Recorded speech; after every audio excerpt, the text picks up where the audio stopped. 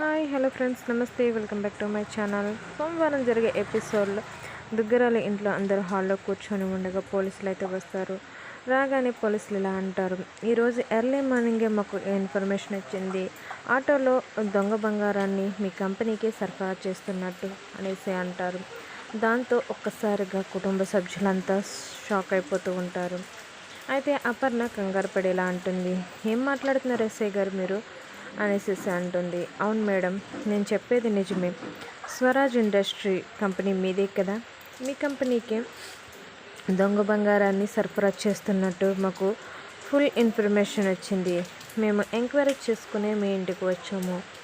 Swaraj industry కంపెనీకి Swaraj sir MD కాబట్టి రాజ్ గారిని అరెస్ట్ చేసి తీసుకెళ్దామని వచ్చాము అనేసి పోలీసులు అంటారు. దాంతో ఇక సుభాష్, అపర్ణ, ఇంటిళ్ళపాది అందరూ ఒక్కసారిగా షాక్ అయిపోతూ ఉంటారు.